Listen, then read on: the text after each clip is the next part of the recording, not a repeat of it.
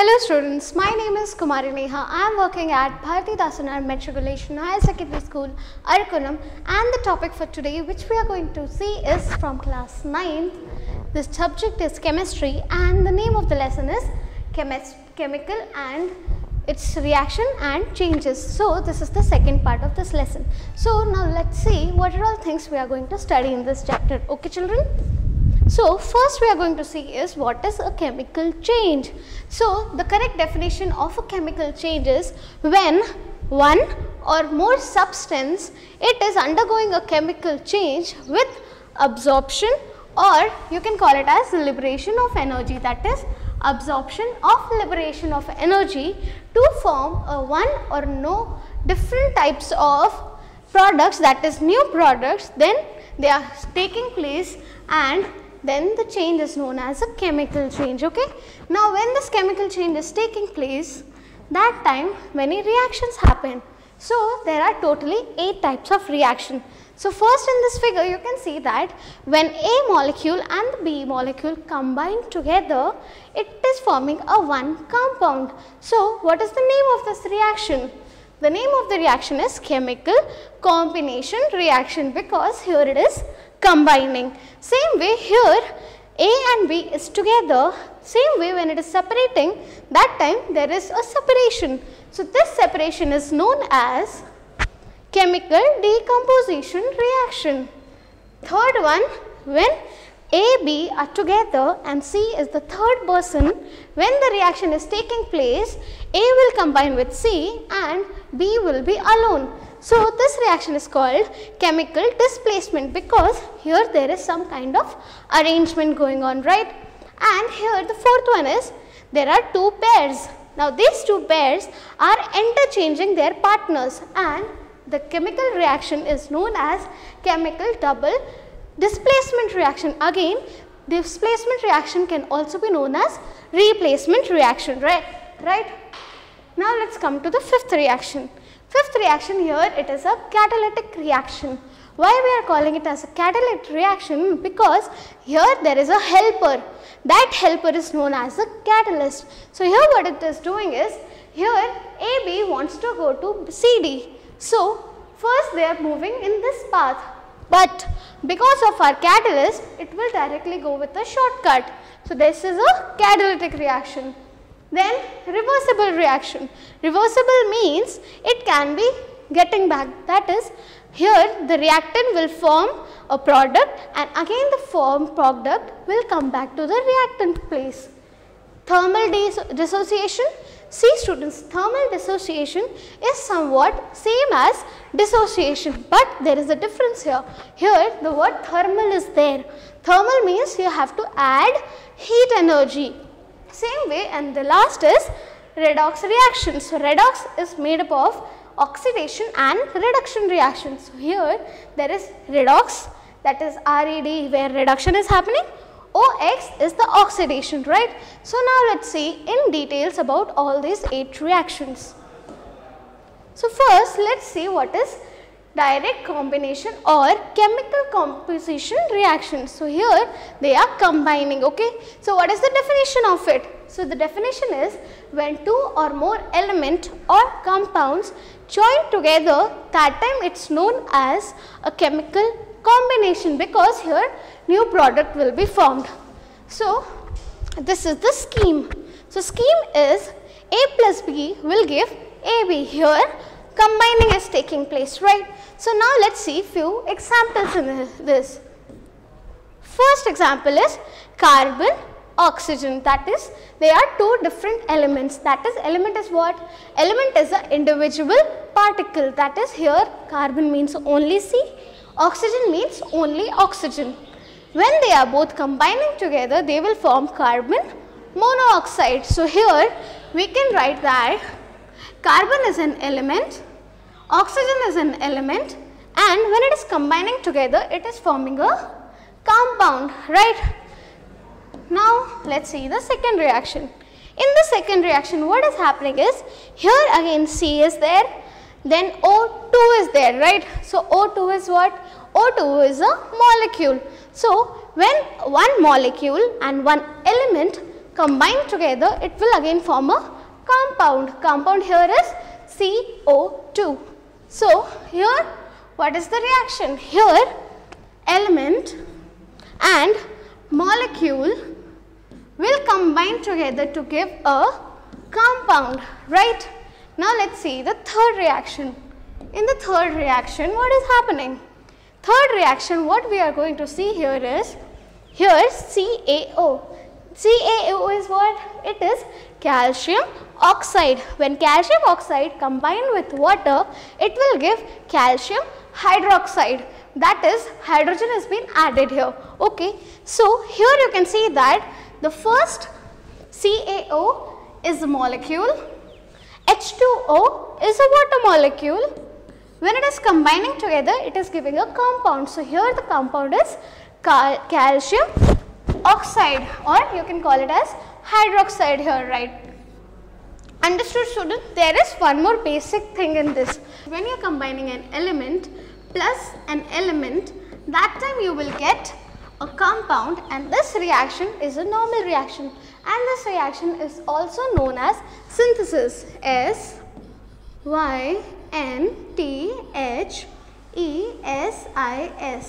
Okay.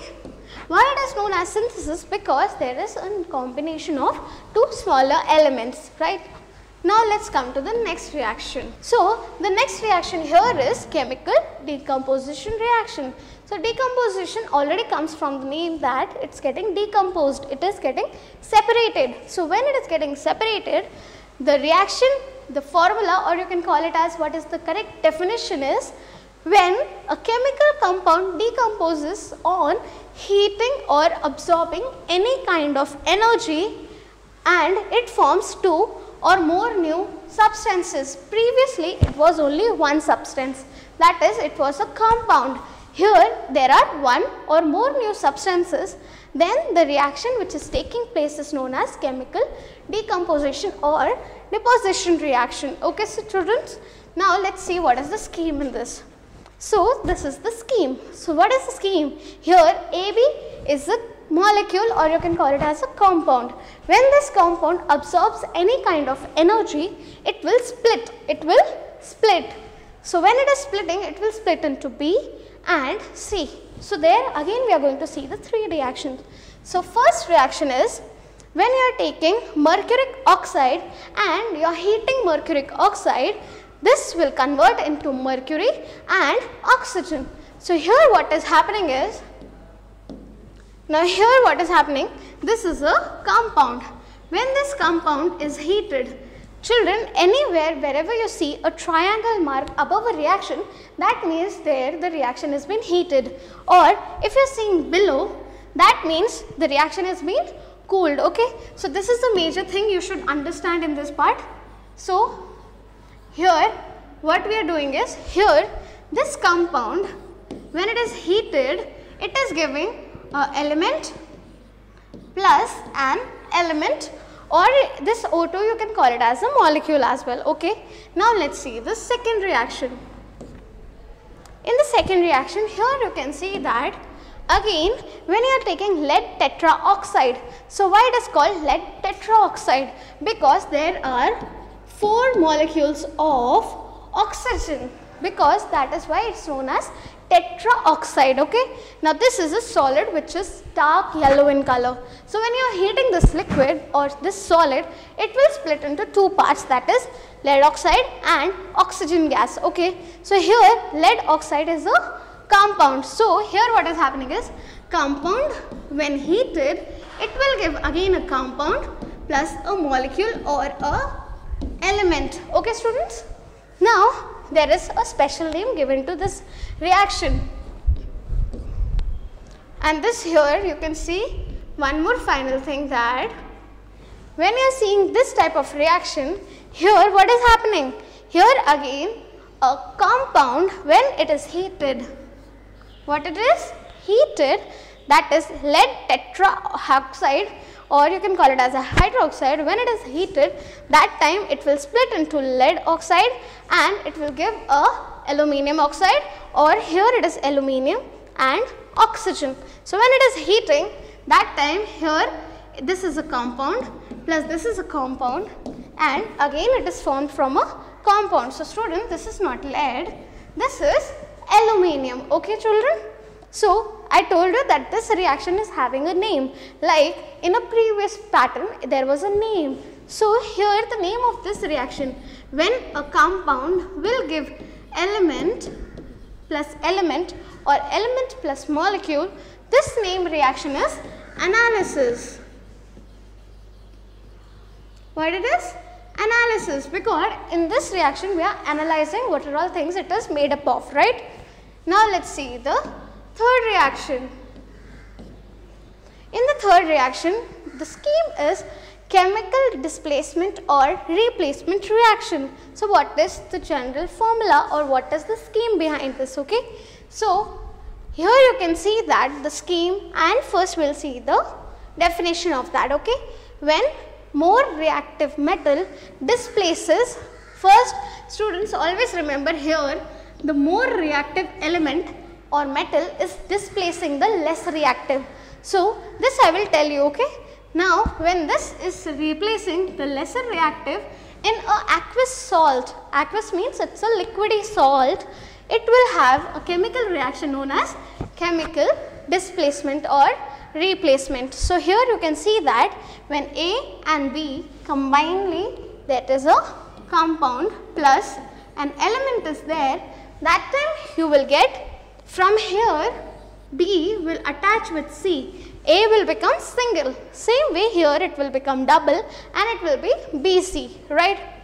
So now let's see what is the concept here between the highly reactive element and a low reactive element. Okay, so students, I told you that we have to know what is the reactivity mean. So in this you can see that here the reactivity is highest for the topmost, and the reactivity, that is how it will react or it will behave with a different metal, here it is for platinum the least. Okay students, now hydrogen and carbon, here we have marked as red because generally they are the cause of changing, right?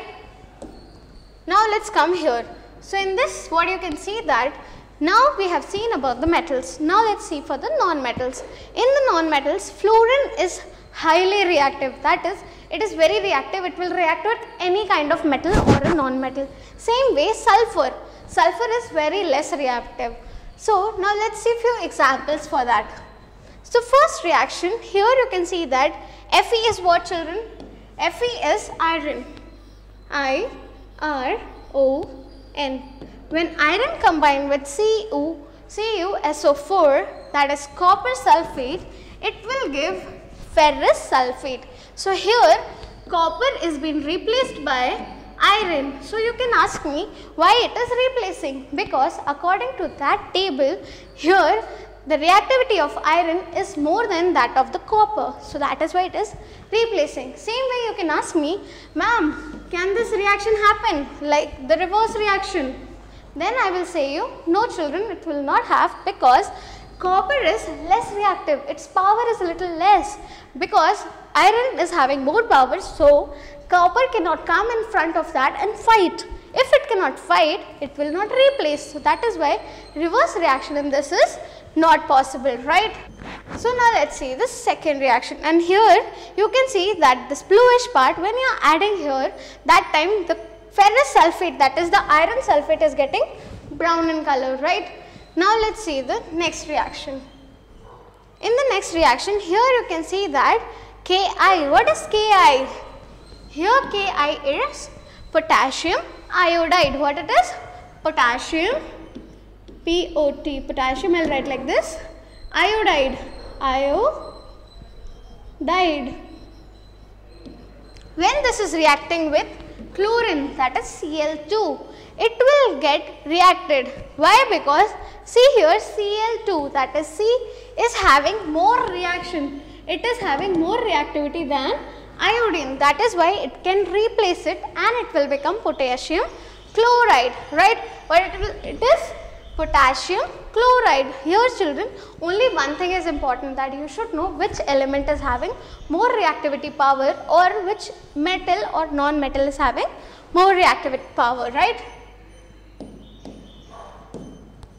So here you can see this reaction. In this, both of these colors, that is potassium iodide and chlorine, is colorless solution. But when you are adding it, due to the presence or removal of iodine, the solution becomes brown in color. Whenever, children, there is one more trick. Whenever the iodine is getting liberated, it will make the behind solution as brown in color. Okay. So students, now let's see what is the chemical decomposition, that is double time it is getting deplaced. Okay. So here the reaction, what is happening is AB and CD are two different pairs. So here what is happening is A will combine with D, same way B will get combined with C. So there again two different pairs are being formed. So these two reactions are of two types. One is precipitation and another one is neutralization. So these two reactions, now we are going to see them in details. So now let's see what is first precipitation reaction. Okay. So the precipitation reaction, the most common example, here taking NaCl. NaCl is common salt, that is sodium chloride. Sodium chloride in aqueous form, that is when you are taking salt of sodium chloride and you are mixing it water, it will have a colorless solution. Okay. Same way AgNO3. What is AgNO3? Ag is silver, NO3 is nitrate. Now when this two gets combined, that time it is formed as silver nitrate. Now this silver nitrate, when you add it in pure water, that time it will be a colorless solution. It will look like water. Okay children. Now when they are combining together, here you can see in the reaction, first it is colorless, but when silver nitrate has been poured, it becomes curd type, it becomes whitish, right. So that whitish part is nothing but AgCl, that is silver chloride. Now this silver chloride and the remaining things will get combined together. So here Na, the sodium, gets combined with NO3 and Ag gets combined with Cl. So here AgCl is the precipitate, that is silver chloride, and NaNO3 is again a colorless solution. Okay.